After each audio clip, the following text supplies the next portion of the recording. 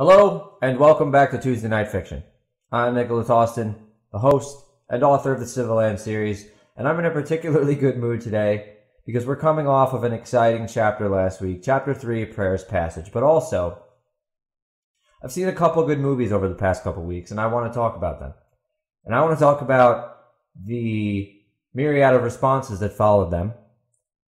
Again, because we're still early in Chapter 3, there will be some things I'll talk about the chapter itself, but really I'm going to be focusing, because since we're still early in Book 2, I'm still going to be focusing on mostly ideas and just things I feel like talking about. So listen in, buckle up, and let's have a good time. Before I begin with all of that, though, I will say this is a serial podcast. If you're listening and you like the series and you're following along with the series, there will be spoilers here. There will be spoilers about the movie Joker, which is what I will be talking about. And just in general, just expect spoilers as far as just plan on there being a lot of spoilers. If you don't want to hear about the movie Joker, if you don't want to hear about the Civilands series, what happened last week, then go back and listen in. Start from episode 1 if you haven't started at all yet. And if you don't like waiting, go buy the books. If you do like the podcast, go buy the books. It helps support, and I would greatly appreciate it. Now let's get started. So I will start today. I'll start with the chapter today. With Chapter 3, Prayer's Passage, we had a lot of action. So I'll talk about that first. With one of our favorite characters, William Keegan, who is traveling east to go back to New Berkeley to confront his father and hopefully, in his mind, start up a trade deal between the East and the West. William has gathered quite a bit of influence in the West, in the Marietta territory, and now he is ready. He is ready to bring all that the East and the cities of the East have to offer to New Berkeley, or to the Marietta. So he's on his way back. He's on his way back with his new wife, Judith, with her father, Henry, and with Judith and Henry's families. He's basically the person ushering them around. I can't think of the word right now. Whatever.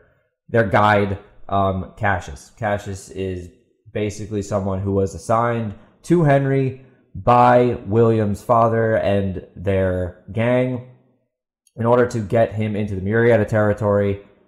Henry's father having been part of William's father's gang, hence the essentially arranged marriage that ended up turning out good for both parties. William and Judith very much in love at this point, and they're on their way to New Berkeley. So along the way, they have to go through Prayer's Passage to get back. Prayer's Passage is a very dangerous place. There's very wild wildlife, as we saw with the hogs marching along, following them on their path. There's a group of thieves called the Highlanders who they ran into. And I guess one of the main things I want to talk about here, again, there's not too much that I can say without spoiling later things, but a big shootout. One of the things I wanted to kind of focus on in crafting this kind of a shootout was to make sure that everything was pretty realistic. A lot of the bullets miss. So that's kind of one of the things I wanted to focus on in the beginning, is making sure there's actual tension and it's not just the good guys hit the bad guys and the bad guys miss all the time, and it's just basically I mean, I love the original Star Wars, but you know, the stormtroopers are pretty worthless, so I didn't want the stormtrooper Highlanders to be worthless. So we saw that Henry got hit in the ear. There was just a general mayhem going on throughout the whole fight. But William and his posse move on. They overtake the Highlanders in the end. And however, Judith gets captured at gunpoint to end the chapter. So it goes really back and forth. After they kill off the Highlanders, some hogs attack. And then once the hogs attack, again, we leave off with Judith being captured, and William just wants to get out of here. He wants to go to New Berkeley. He wants to get this part through the passage over with, but just a big headache, and we're kind of left there at the end of chapter 3. Also in chapter 3, we see a little bit, we start to catch up with the people who are still at the mansion. So Gregory Calloway is one of those people. He is there with Blanton and Donna Keegan, who are the brother and sister of Walter Keegan. Blanton and Donna, we see, are having trouble because Donna needs Blanton around all the time, and Blanton just wants to be left alone. From book 1, we saw a little bit of how Blanton struggles with the fact that Donna needs him there all the time. Like, he feels like people only listen to Donna. They don't really listen to what he has to say, and it upsets him. So Gregory tries to find Blanton and tries to get him out of hiding so he can talk him through it. However, in the end, he basically tells Blanton that if he comes out, Donna won't be around, and then Donna ends up finding them, and Blanton runs off crying. And Gregory, who is left in charge here at the mansion, is struggling with that responsibility. It's not something he's used to, but he needs to keep things in control for William, who, again, just catching everyone up, but he's William's best friend, a companion that he met along the way journeying into the Myriad territory, something like 10 years before our story began. So that's where we're at there. The only other thing I will say about Gregory's part is Gregory got the help of Maria Abigail, Judith's mom, and Judith's brothers and sisters remain at the mansion with Gregory, and a bit of a connection there between Gregory and Maria, and we're going to keep exploring that as we go. Again, it's kind of hard to keep talking about where exactly we are.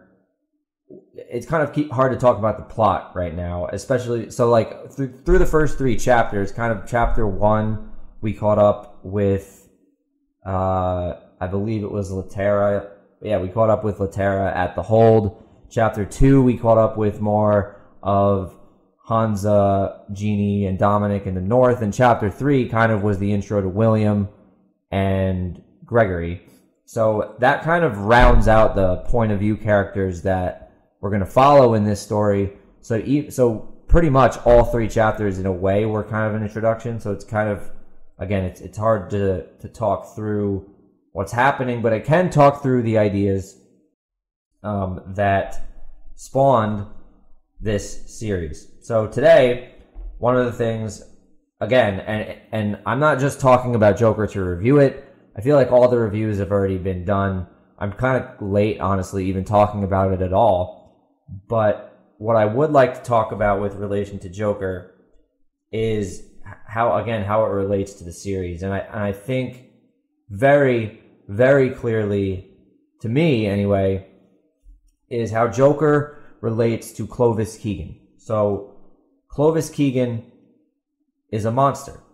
We saw in book 1, he basically is the ringleader of turning the Vahani and Tokali against each other. The 2 clans, he's even more than just damaging them, right? His goal is to turn them against each other. And that's what the Joker does. And that's what Joker does, and the Joker does. Overall, you have 2 kind of, in my mind, you have 2 villains, right? You have a villain and you have a devil, right? And the Joker is the devil, where like someone like maybe Bane is a villain, right? So Bane is a Batman villain. He's really strong, and his goal essentially is mostly destruction, right? Like Bane's goal is to use his strength to overcome Batman and to overcome Gotham and get at whatever he's trying to get at, right? But the Joker's goal is less. The Joker doesn't have strength, right? The Joker isn't strong. Arthur Fleck in this movie is not strong. He's clearly not strong. He doesn't have mental strength. He doesn't have physical strength. He has none of that at this time in this movie. And so his goal is less of overpowering people and more of turning the good against each other, right? His goal is to set two people out against each other. In The Dark Knight, we saw that in the scene with the boats, right? One of the best scenes that is in that movie is the Joker's goal isn't to blow up the ships, right? The Joker doesn't, I don't remember if he holds the key or not. I'm pretty sure he does, but even if he did, he doesn't want to be the one to turn the key. That's not what gets the Joker going. That's not what gets the Joker, that's not what gives him pleasure. That's not what gets him excited. The Joker's goal is to get one of the ships to blow the other ship up. That's his goal. He wants to destroy human nature to be good. He wants to set those people out against each other. And he wants to create havoc. That's what his goal is. And if you see the Joker's plight, right? So in The Dark Knight, we didn't see what made the Joker, but in Joker, that is the goal, right? So we see in the movie Joker how he becomes Joker. And throughout the course of that movie, he is experiencing things that we can feel some kind of empathy for in some kind of way, right? The problem is how you react to that empathy. If you react to that empathy with, we should have done more for him, or it's our fault, then you're the clown. I mean, you are the clown. And I have examples of who the clowns are, but the clowns in the movie are the ones who say, we don't have enough. You haven't given us enough. They talk to this mighty hand, this mighty powerful hand that hasn't given them enough. But the problem isn't that you are given anything. Your goal isn't to be given anything except life at the hand of God. And if you're given that, you shouldn't be thirsting for other people's food or whatever they have. You shouldn't be griping at their feet trying to steal whatever they have. Envy is the cause of death for all these people. Envy kills the Joker's clowns. It isn't the Joker. It isn't the Joker's strength. Again, it isn't his guns. It isn't when he goes and shoots dead his nearest companion, like in the bank robbery scene in the Dark Knight. When he goes and shoots one of his companions dead, it wasn't just the gun that killed him. It wasn't just the Joker that killed him. It was his giving in to evil that killed him. It was his lack of resisting evil that killed him. It's his ability to kneel for someone that convinces him that he's a victim. Because that is the worst kind of prison.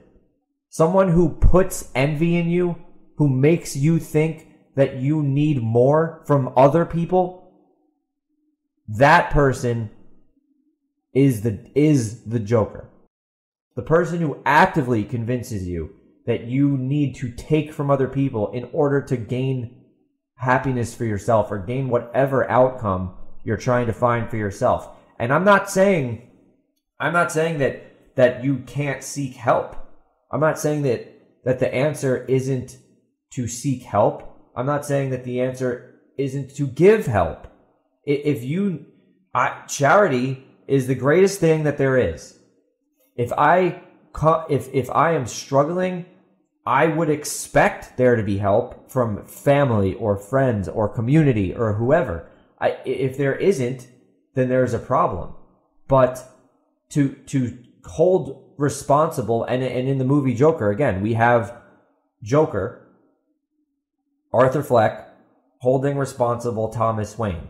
Now, Thomas Wayne either is or isn't Joker's father. And this is one of the questions, this is one of the things I wasn't sure about the movie, how I feel about it. So at the end, or in the beginning, Joker's mom claims that Arthur Fleck, that Thomas Wayne is his father, not to him, but in a letter that she's writing to Thomas Wayne.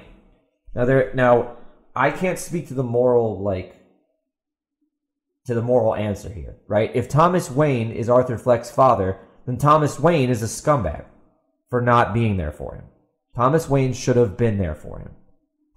Not because he's rich.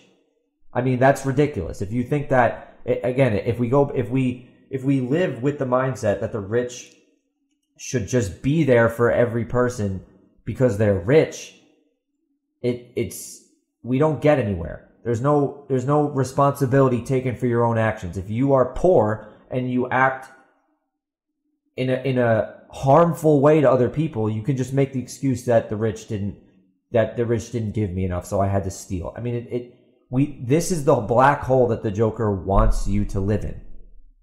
And again, I'll come up with an example of a person in that black hole. But going on further, again, so if Thomas Wayne is the Joker's father, then Thomas Wayne is actually scum for not being there for him. But we don't know that, again, because it's not the Joker's perspective in this movie, and it's one of the most interesting things I found about this movie, is it's not reliable. Nothing that we're seeing through the Joker's eyes is reliable, and we see that through the girlfriend that he makes or thinks he made along the way. From the beginning, when he started talking to this girl and it started to go well, I was so confused. I was like, this can't be real, right? Like this guy is out of his mind, and this woman has a child. Like, there's no way that this is happening. And in the end, I mean, I didn't really predict that it wasn't real, but I kind of just felt something weird about it. And again, it turns out that he imagined it all. And if he's imagining that, then he could be imagining the handwriting of Thomas Wayne on the back of the picture at the end, right? So maybe that's fake too. And based on the Batman lore that I know, I mean, I don't think that it's meant that he's supposed to actually be his father. I think it's probably that he tried to or he saw the letter, and maybe and the mom actually is crazy, so the mom actually is saying this stuff. And so he sees the letter, and he convinces himself of it to the point where once he finds out, he's in denial. Because again, if you're a whole reality, if you make a reality for yourself and then it shatters upon itself, you want to defend the reality that you thought you knew. You don't want to think that you're crazy. So maybe at the end, when he sees the picture of his mom with Thomas Wayne's handwriting on the back, maybe that's imagined also, because it all could be imagined. And that's another thing that I wanted to mention again, or talk about, is the scene with the guys who he kills on the train, right? So these rich guys who I guess work for Thomas Wayne, they're berating this woman, and then they start berating him, and then they start beating him up, right? And also the kids on the street beat him up, and everyone is always beating him up. And and again, it's a fictional world. It doesn't have to be a realistic world. But to me, I see all this happening, and as a person who's not a villain, as a person who doesn't give in to empathy, like, you have to feel empathy, again, but you can't give into it to the point where you are harming other people into accepting their insane reality, right? Like, if I go to the Joker and I say, yeah, everyone's out to get you, then I'm hurting him more, because then he's just going to become the Joker quicker, right? So just like the clowns, and just like pretty much everyone that convinces him to be a murderous fiend. So he goes on this train, and part of me thinks again that maybe even that scene is imagined, or at least partly, right? Because we see, I was just watching so there's this channel on YouTube that's really interesting. It's called Jim Can't Swim. And Jim Can't Swim is a channel that analyzes interrogations, police interrogations. And the one I was watching the other day that he did, which was really cool and interesting, was a guy who was, I guess, an incel who ran people over. But when you're listening to this guy talk, what he's saying is that his goal by running people over is to kill the Chads and whatever the female version of the Chads is. I don't know. The people who get, the guys who get women and the women who accept those guys who, in this guy's words, aren't supreme gentlemen, right? So that's his goal. Now, he kept calling himself a supreme gentleman, but that's not a reality.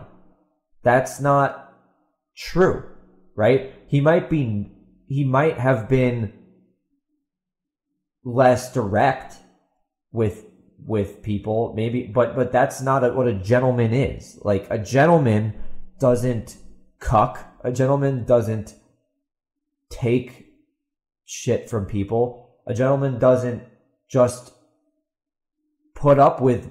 A gentleman is a kind, but a gentleman is also a man. So this incel who thinks that he's victimized, his reality is not reality.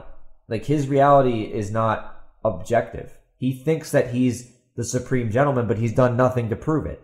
And for the Joker, he's in this train getting beat up by rich people, and maybe it's real, maybe it's not. If it's real, then again, you feel empathy for him. But to me, with all the scenes that we have in this movie, we know that he's taking 7 pills or 7 different pills at a time, right? We know he's going to the Social Security place or whatever it is and getting 7 different pills at one time.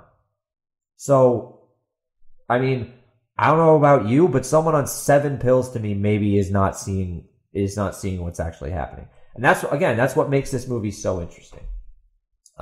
Again, we see, and when we see this, so he goes to the social worker to get his pills, and one of the most profound things he says is at the end when he's like, "Do you even know anything about me?" Or he says something along those lines of "Do you even know like how I'm feeling? Do you know what I'm feeling? You just give these pills, and that's all you do." And so this is the world we live in, where we just give pills for problems, right? But anyway, so he keeps taking them and taking them and taking them to the point where he doesn't know what reality is. And at the end, we see him come down these stairs, and now he's the Joker, right? He is given in completely to his alternate version of the truth. He's no longer slogging up the stairs. He's no longer taking the pills. Now he's just given in to the envy. He's given in to the carnal need to get revenge. And this is what we're left with. And it's a brilliant movie. Again, one of my favorite metaphors in the movie was the stairs. He's slogging up the stairs most of the movie. The stairs are always dark in the beginning, until he finally becomes Joker, and then the stairs light up, and he's marching down the stairs. Now, again, the whole point of me talking about this is, while watching this movie, one of the things that makes the movie so interesting and it's just such a good movie is people can get lost watching it. I mean, you can get lost just watching it in an alternate version of reality that is not good. It's objectively not morally good. I mean, you end up with a guy killing 3 people on a train. So, and then killing someone on live TV, and then inspiring an uprising. I mean, there's no situation where the Joker isn't a villain. Okay? The people who say that this isn't a villain movie, I mean, it's not your typical superhero movie. It's not your typical, like, fight the villain, fight the hero movie, the villain fights the hero movie. It is a villain movie. It is a man falling into madness, and partially not by his own fault, right? We can't control who we're born into. It is tremendously important who you're born to. Your parents, they shape the world for you. If your mom is Arthur Fleck's mom, who's a crazy nutcase, and she's creating this fake reality for you your whole life, then it's going to be much harder to become the happy clown. It's going to be much harder because you're not equipped with the tools to get through that. However, we can't, if we just go with this cycle, if we just go with this cycle of excuses for all time, we could just keep going back and back and back, and we would never find solutions for these problems. But there needs to be a point where these people become responsible. There needs to be a point where the Joker becomes responsible for his actions, where Arthur Fleck becomes responsible for becoming the Joker. There needs to be a point where he, instead of getting revenge on someone, goes and moves out of town, does something different to alter the course of his situation. If you don't learn from the bad people, then you are one of them. Then you will become one of them. If you don't learn from the things that people do wrong, you will become, again, if you get treated poorly, then you need to learn to not treat other people poorly. Like, you need to learn that hurt and move on from it. And it's not easy. I'm not going to pretend like it's easy to figure these things out, especially if you weren't taught well. I was taught well, so I can't completely speak to what it's like to not be taught well. But am I going to not hold those people responsible for killing people? Am I going to pretend like there are people who are in those situations that don't kill people? That there are plenty. There are plenty of people who come out of those hard situations and figure it out. So you either treat someone like a human being and say that they have the ability to reason, or you justify their actions and say that more people should live like that.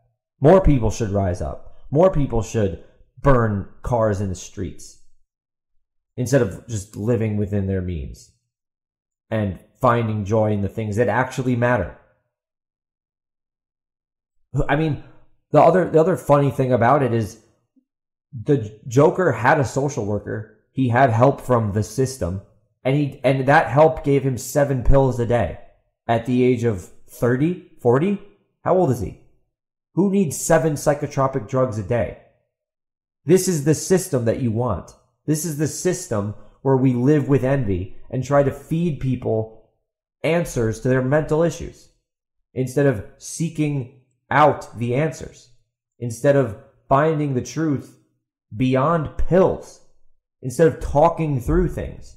Because the Joker can't even talk through things with his government social worker. So we need to find the answers in our homes. That's the solution. If Joker is struggling with his family situation, then the answer is to either, one, just not have a family himself, go be a hermit somewhere, go do something different, or have a family and reverse the cycle. That's the only way. And again, you don't just need help from it. That's the help that a therapist gives you doesn't just come from a therapist. Okay, a therapist knows knows maybe different types of solutions to help you through things. You know who else does? Your friends. That's what got me through a lot of things, is talking to friends.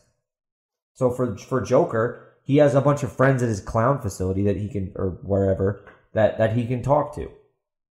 The little guy was there for him. He said it himself that the little guy was the nicest one to him. Well, seek out the little guy. Talk to the little guy more. Go be his friend. Use him to help you get in the right mindset. You know, find help from the people who are around you that actually matter, instead of blaming spooky villains that don't, like the rich. What does that even mean? And I'm about to get into that right now. So I'm not talking about this clown because he is relevant. He's not. Michael Moore is, I mean, Michael Moore has the same problems Arthur Fleck does. Most likely a terrible childhood. Clearly a very poor diet. No ability to work out or do anything like that. I know he's divorced, so that's, it is what it is. It's not surprising, but it is what it is. The man is a mess, and I don't want to punch down at him. Whatever. He's Arthur Fleck, right? But his response to the Joker movie was particularly insane. And I want to talk about some of what he said. So, I want to talk about it because I'm trying to figure out in my own head whether this guy he's either the Joker or the clown. And I'm leaning towards the clown, but I'm going to figure it out. I need to get to the bottom of it because I don't think that the Joker is necessarily a person in real life. I think that Joker, the force that's out there that tries to get us to act against each other, I think there's a percentage of people out there that are that, right? There's a percentage of straight up villains. Michael Moore isn't probably one of them. Michael Moore is not a devil. Michael Moore is a villain, but not a devil. I just said he was. Michael Moore is a villain, but not a devil. That's how I should say it. And here's why. Again, I don't think that his intentions are nefarious, necessarily. I think that he's completely amoral, and he's not living even in the same reality as that subjective reality. But there are villains and there are clowns, and the clowns are the ones who, one, justify envy, and two, act on it and try to get other people to act on it. The clowns are guided by a lack of reality. They're guided by envy and a lack of reality. And here's an example of it. So I'm not going to read this whole nonsense, but he posted this on Facebook. So if you want to find it, just look up Michael Moore Joker and you'll find something on it. He starts off by saying he went and saw the movie, blah, blah, blah, blah, blah. He talks about how there's all sorts of media telling you to not go see the movie. And that's true. It's true how ridiculous that is. One of the things I thought was interesting that Joaquin Phoenix talked about, who, again, did a great job as Joker, was that people acting on this movie coming out, acting violently around the movie coming out, they're not doing it because of the movie. They're not doing it because the movie inspires them to go do it. They're doing it because people mention them for it. They're doing it because they want attention.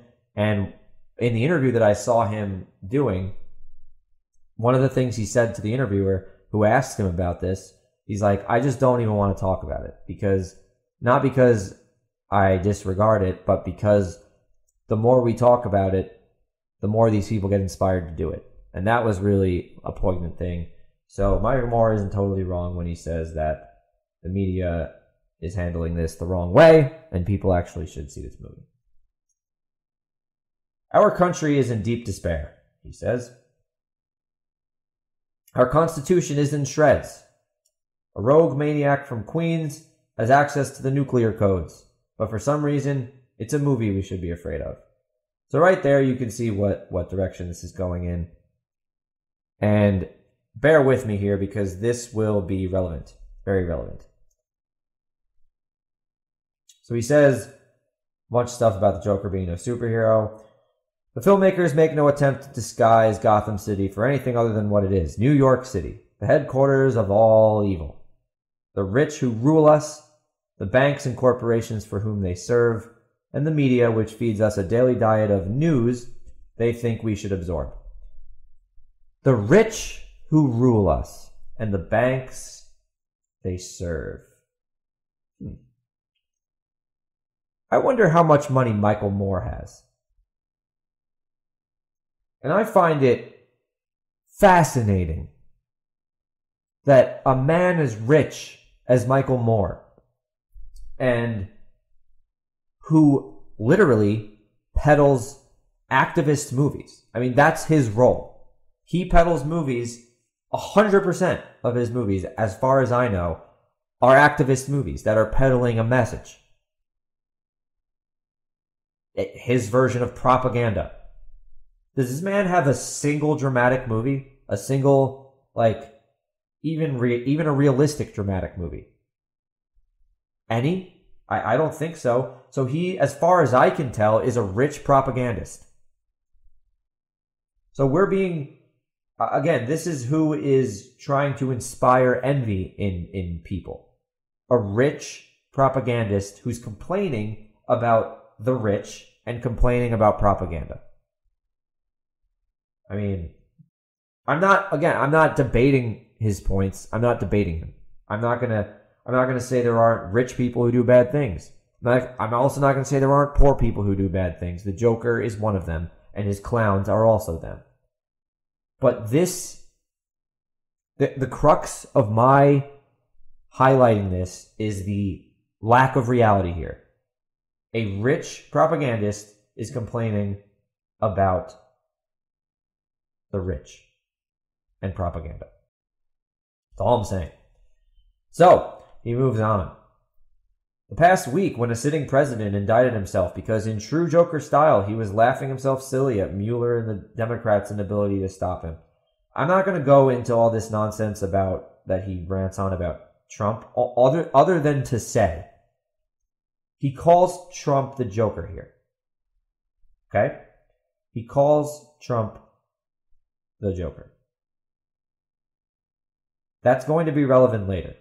It's not relevant right now, but he says Trump is Joker.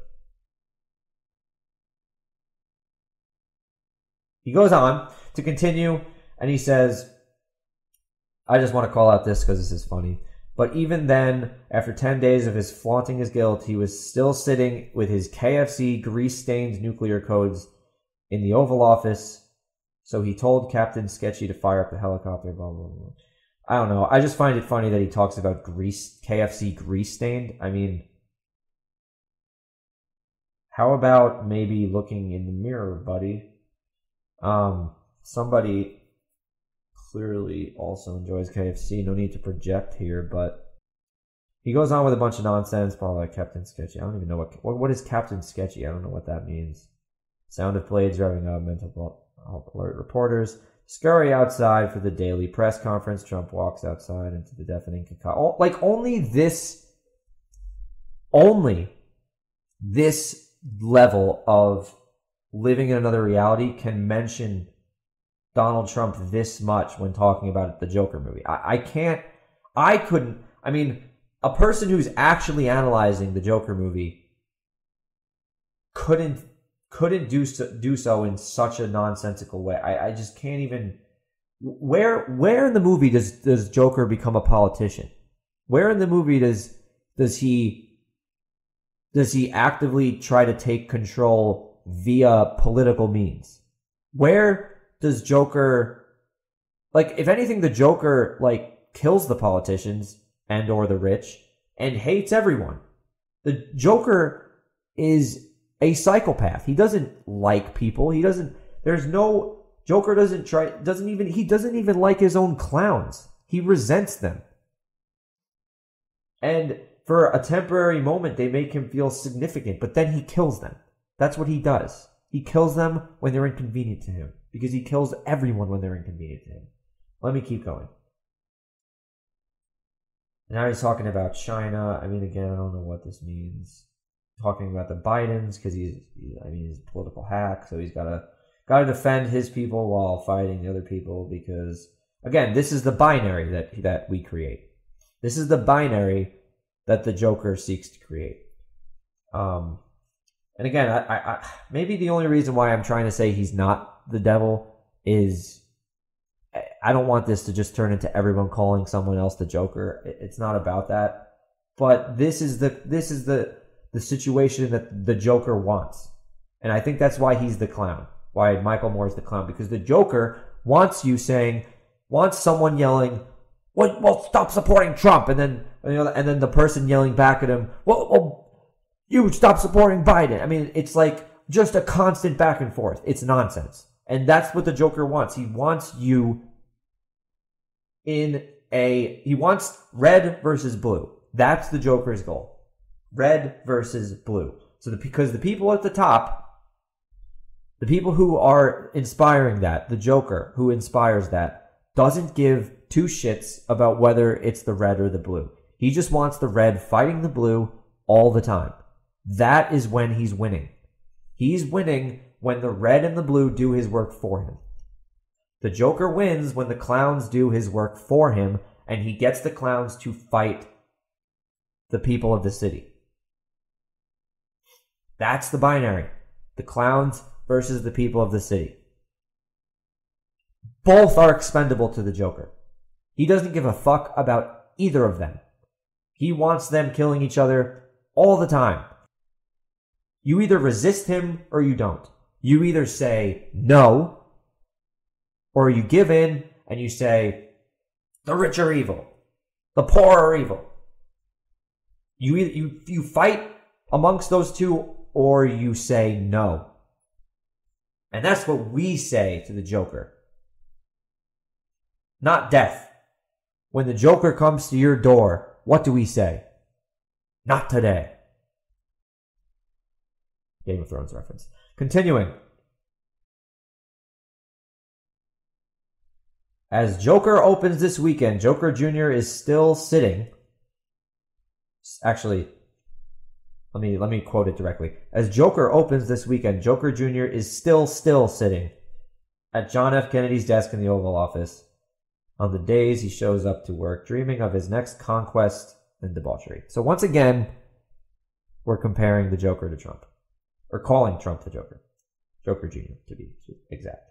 But this movie is not about Trump. Oh, really? Because you just wrote multiple paragraphs all about that. Actually, I mean, 60% of this was just comparing him to Trump. So interesting. It's not about Trump. It's about the America that gave us Trump. The America which feels no need to help the outcast and the destitute. So again, this is the binary. The rich and the destitute. And Michael Moore, who is the rich, objectively, way richer than me, I'm not taking the opposite side of him. I'm not taking the rich's side. He's way richer than me. How could I be on the rich's side? I'm taking a side against him. What I'm saying is that this man is not living in reality. And he's saying, and he is again claiming that he's on the side of the outcast and the destitute.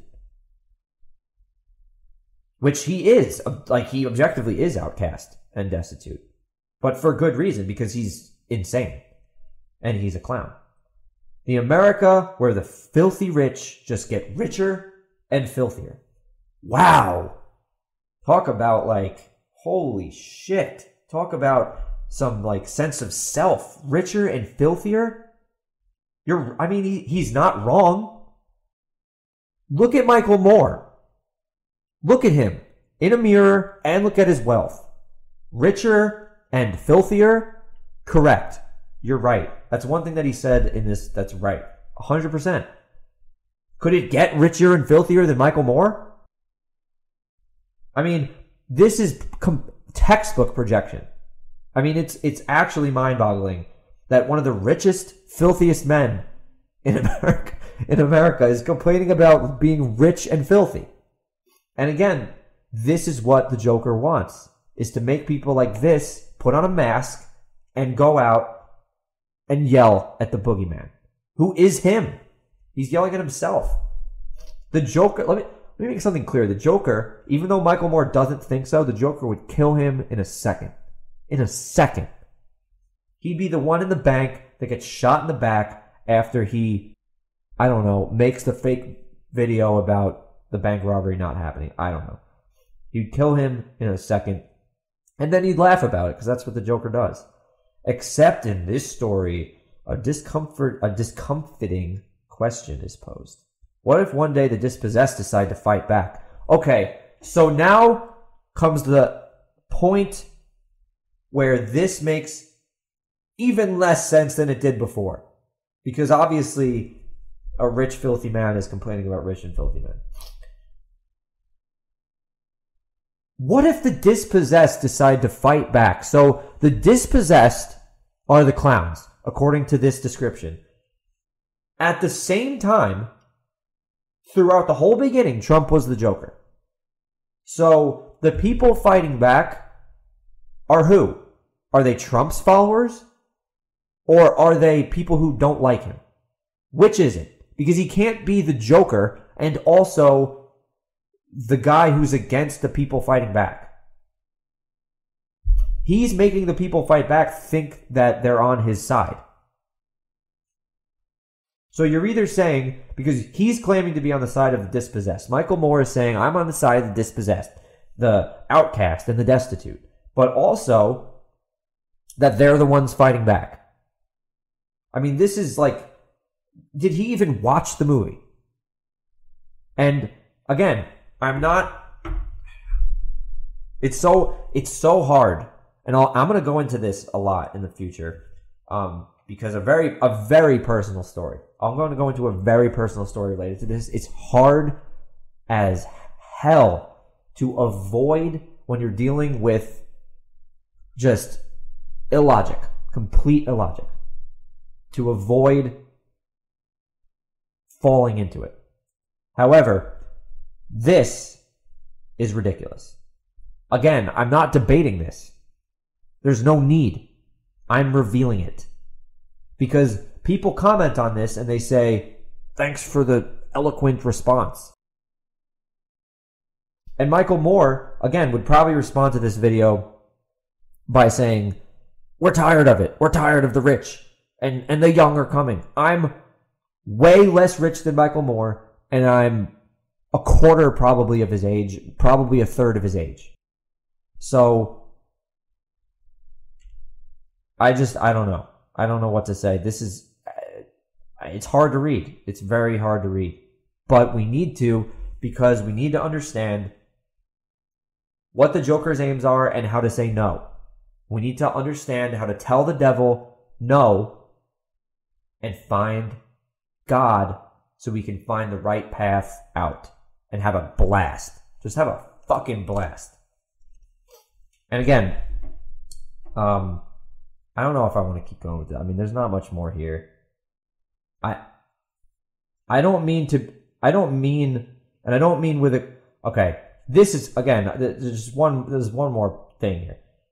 What if one day the dispossessed decide to fight back? And I don't mean with a clipboard registering people to vote. People are worried this movie may be too violent for them. Really? Considering everything we're living through in real life?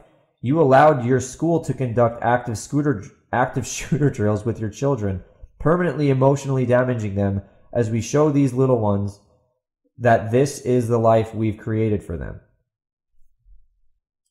Okay. So who's to blame? Michael, who's to blame? You're not to blame?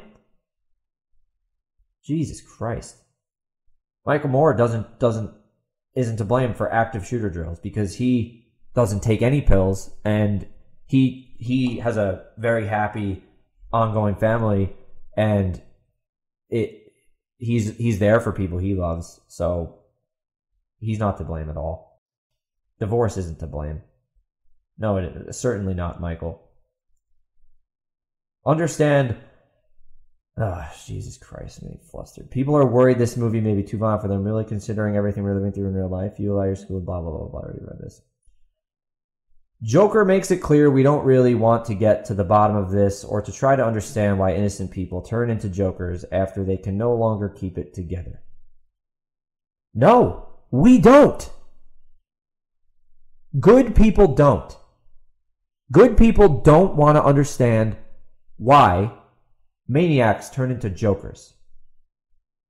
We want to be good people because that's how you cure it, Michael.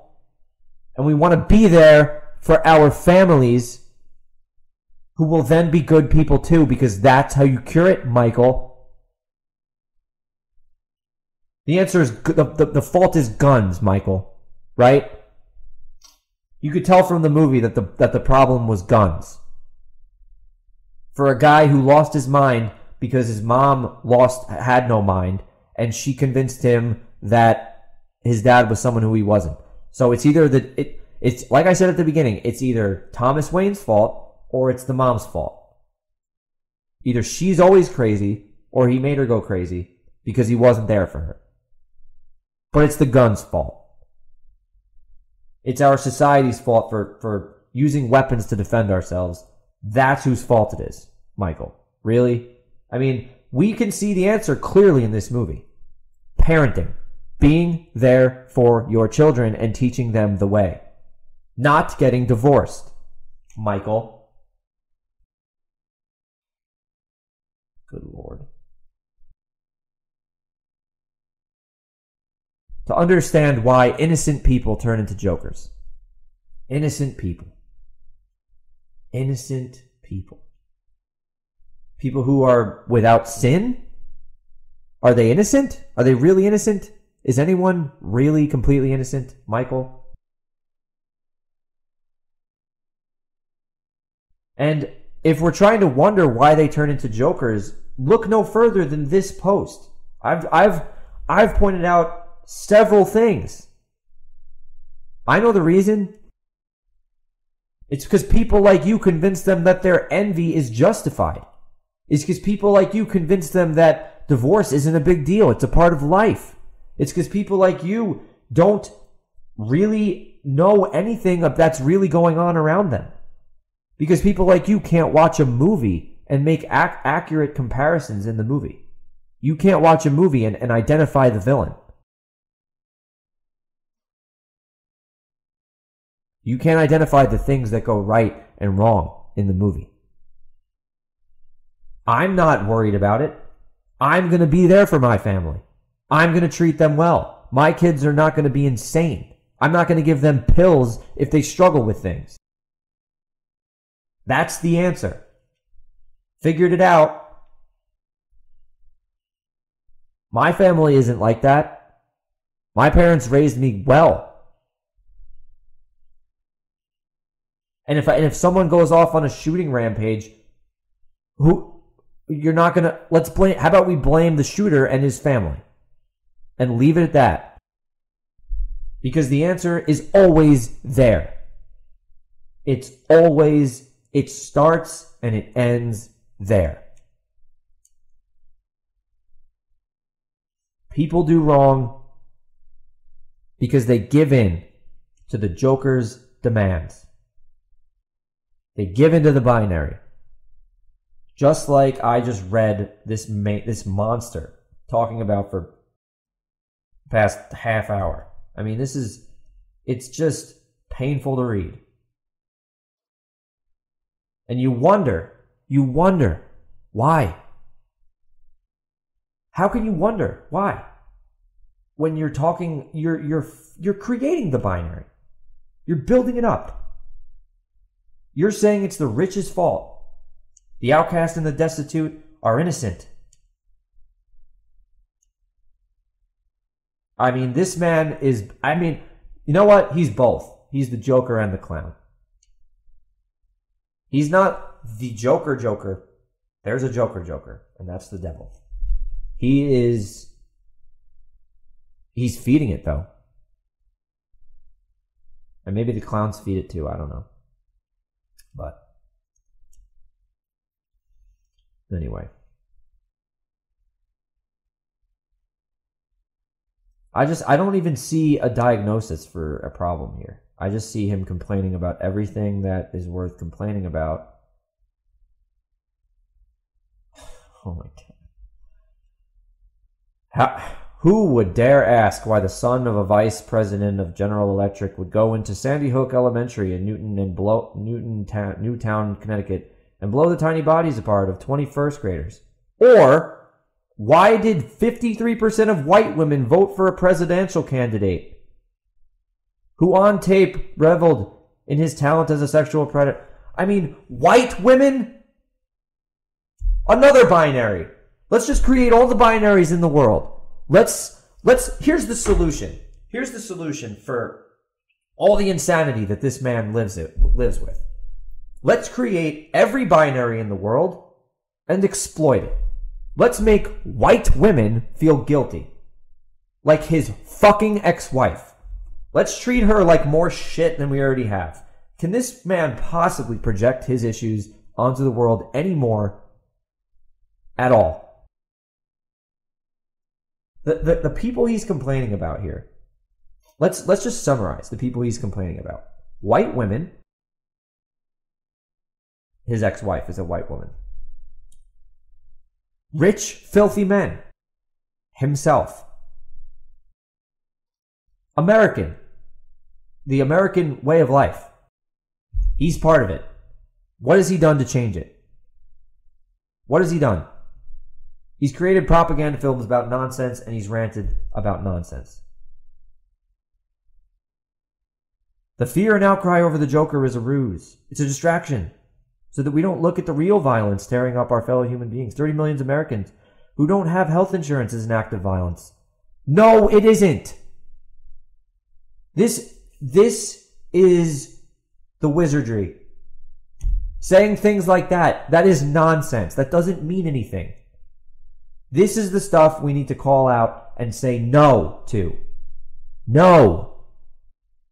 That doesn't make any sense. Health insurance is an act of... What the fuck does that mean? Who is it violent to? Who's being... Who? Millions of abused women and children living in fear is an act of... Where's it? Which women and children? Be specific. Otherwise, you're just talking nonsense. Cramming 59 students like worthless sardines into classrooms in Detroit is an act of violence. What? Cramming 59 students into classrooms? At my university classes were like 300 students. What the fuck does that mean? Cramming them into classrooms. So you're educating them? That's a problem? Everything's a problem. Again, it's honestly entertaining to me reading this. It's not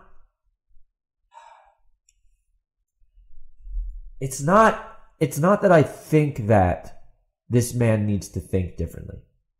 It's that the rational people need to just say no. The clowns will fight the rich. They'll fight their inner demons because that's who they're fighting. They're creating a binary scenario where they aren't the monster. So they come up with this monster and they fight this monster. And again, the 53% of white women who voted for this presidential candidate, what percentage of those 53 is rich and filthy? It's 100% is less than 1%. None of them. I would say it's maybe even a fraction of a percent how many are richer than him. It's like an immeasurable percent that are richer than him. So what is he complaining about? The fact that they're white? He's white. Who they voted for? We live in a free country. Vote for whoever the fuck you want. We need to listen to this monster. Again, let's just say no. That's what I'm doing. I can't read this stuff and not say no to it anymore. When people talk like this, you just have to say no. Go burrow yourself into a hole, Michael. Make your money selling your snuff films to the clowns. I don't... Just no. I'll repeat again for those who forgot. Not having health insurance is not an act of violence. That's nonsense. That doesn't mean anything. Saying millions of abused women and children live in fear, it's true, but which women and children, and what's the solution? If you don't name them or what the scenario is you're talking about, then how do we fix it? The answer is he doesn't even want it to be fixed. And even if it was, he'd find something else to complain about. Because he's overweight. He needs to lose weight. And that, if he loses weight, he could inspire other people to do the same and get in a better mindset, but he is lost. But it's so key to call this stuff out. It's so crucial. You have to say no because you inspire other people to say no. I am saying no to this binary. To the rich versus the poor, it's retarded. And I won't fall into it. All I know is that I'm not me acting against a rich man. I'm me acting against objectively not reality. I'm me acting against the Joker. You can't let them pit you against other people who aren't real villains trying to sway you a certain way. As the news media stands by for the next mass shooting, I mean, you and your neighbors and coworkers have already been shot numerous times, shot straight through all your hearts and hopes and dreams. Your pension is long gone. No, not my pension. You're in debt for the next 30 years because you committed the crime of wanting an education. Okay, so we shouldn't pay for an education now. No, Michael, no, that's not how it works. You could get an education on your phone for free, so shut the fuck up. It's nonsense. You deserve debt if you go to a big school for a worthless degree. You deserve it. Because that's not getting an education. That's going to be indoctrinated and paying a lot of money that you knew you would have to pay instead of going with an alternative. You have alternatives. You're not a fucking victim for choosing something expensive and going and paying for it. Especially something expensive that's not of value. That you know isn't of value. You have the ability to educate yourself elsewhere. So no. You're not a victim for that. There's no envy that you're going to get from me for that. You have actually thought about not having children because you don't have the heart to bring them into a dying planet. Oh my God. It's just like, oh. When they are given a 20-year death by climate change sentence. No, climate change isn't real. Stop. How long? That right there, if you don't know that it's bullshit by that right there, I don't know what world you're living in. 20 years? How long have they been saying 20 years for? Every 20 years, they have said 20 years from now we're dead. This is the monster. This, if you fall for this shit, I pray for you. I just pray for you. I mean, this is like, you don't have the heart to have children because of the dying planet. I mean, this is the high, I can't read this stuff anymore and not just call it. I have to say no to it out loud, because if I don't,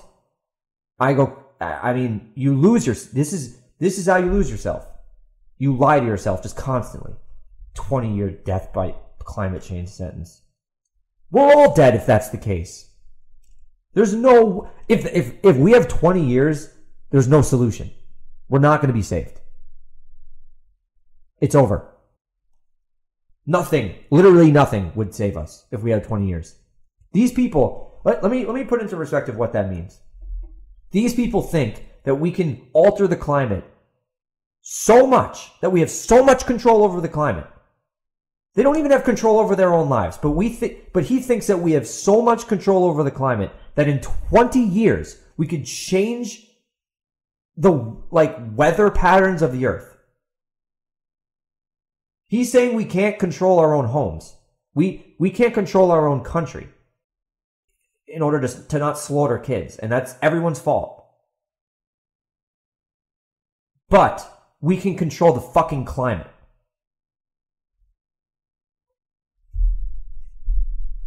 There's just nothing to say. There's nothing to, I'm not going to debate it.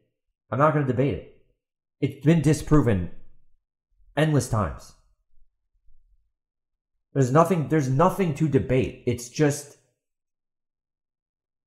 when every 20 years someone says you have 20 years, why didn't we believe the Mayans when they said it was over in 2012?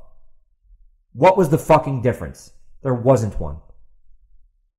We have science. Okay. How about you go look at the NASA article that says the ice sheets are growing? Why are they growing? Everyone's saying that the ice is melting and it's actually growing, and we have 20 years. And I just took the path there. I just debated that point for some reason. I don't know why. There's no need to. It's insane. But it is what it is. You get dragged in, right? You get dragged in. And again, you can't ignore it. But you have to say no.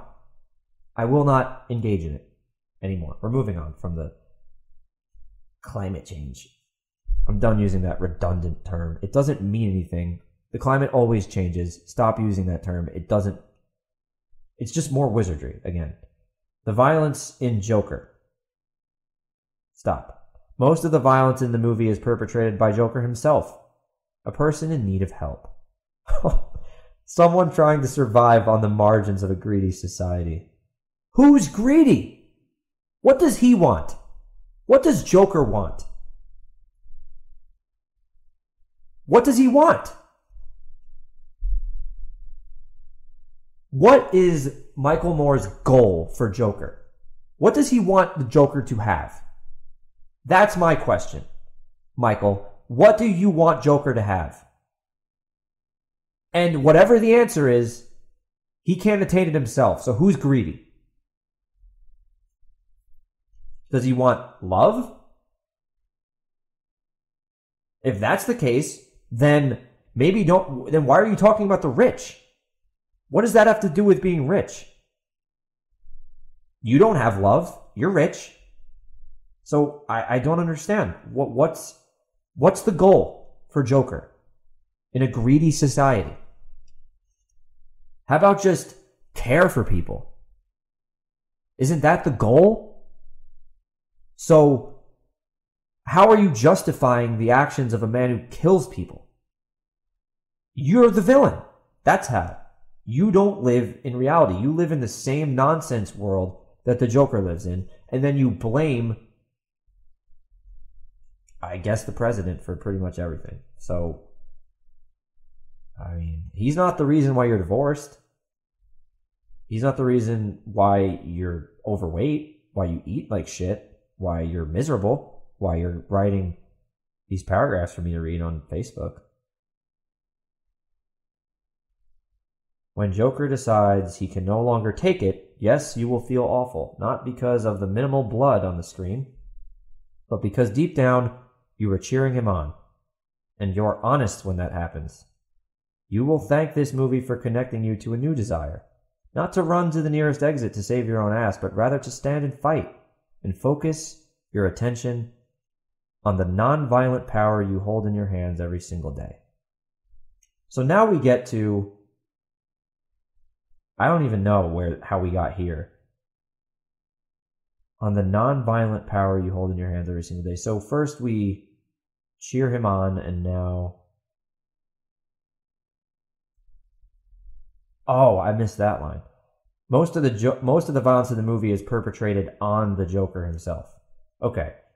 So now we are comparing murder to physical violence, to beating someone up. Most of the violence. I don't know if I agree with that. I don't know. I think I'm done with this post. I actually literally am done with it. But all I'll say is about it is just say no. Again, I mean, these people are gonna yell at you. They're gonna call you names. They're gonna tell you you're closed-minded. I've been told that before. You're closed-minded because you don't believe in this or that. No, I'm not. No. I am not open-minded to nonsense. That's what I am. Overall, have I considered a lot of things? Yes. Do I accept bullshit? No. Because if I do, then I'm a clown. Michael Moore is a clown. And if you accept nonsense, then you are too. So don't take the ticket. Don't take the red pill or the blue pill. Find the answers. You don't need the binary. You don't need to be the criminal or the good guy or the good boat. You don't need to be on the criminal boat or the good boat. What you need to do is find the truth and say it. The truth is that people like Michael Moore aren't my enemy. The words they say are my enemy. And I won't accept them. And they're not real. And his reality it's objectively not reality. And once you escape that by, eating right, taking control of your life and your body, being there for your family, building your home, focusing on the things that actually matter, then you won't think that the answer to your problems or the fault of your problems is a greedy society. It has nothing to do with society. Not a single problem I've ever faced has to do with society. Least of which in America. I don't know what it's like elsewhere because I don't live elsewhere. But if you live in America and you think that's your problem, I don't know. I think that you need to turn the TV off, particularly CNN and ABC, Fox also, NBC, all of them. None of them are telling you the truth. As we've seen most recently from ABC. And I've gone over, I'm pretty long today. I'm going to keep going.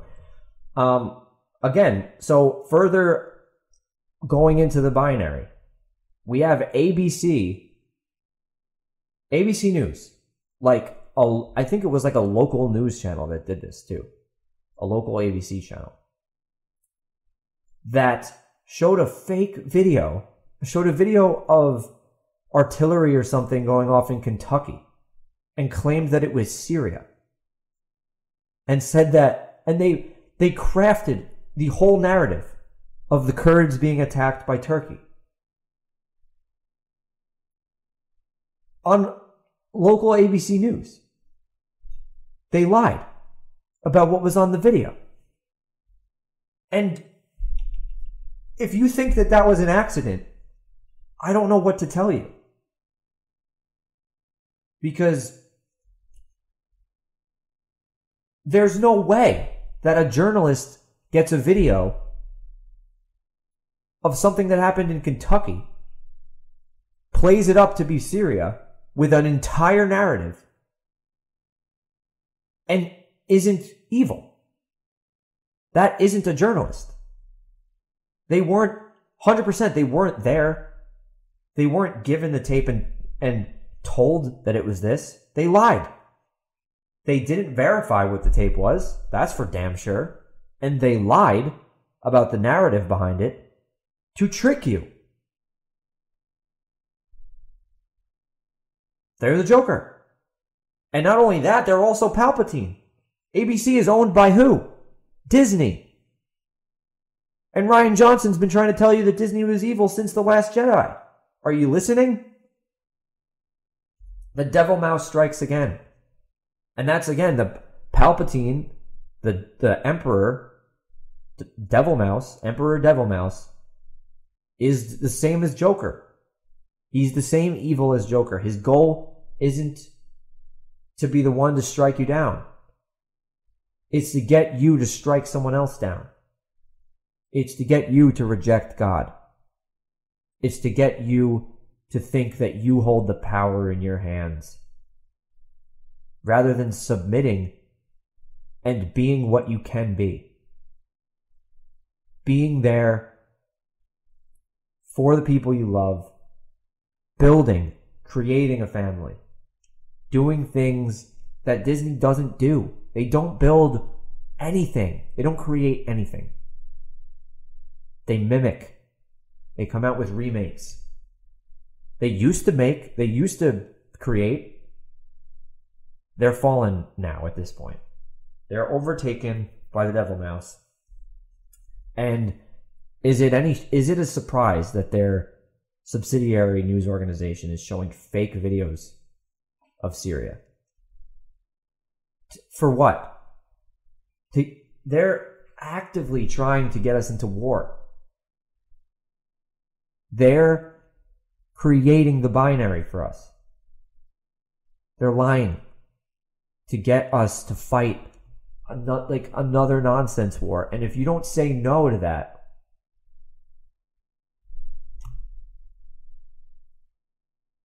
we're going to end up in the same place we were before, and you're going to complain that we're there. And then you're going to be on the other side of the binary, and then the binary just keeps going.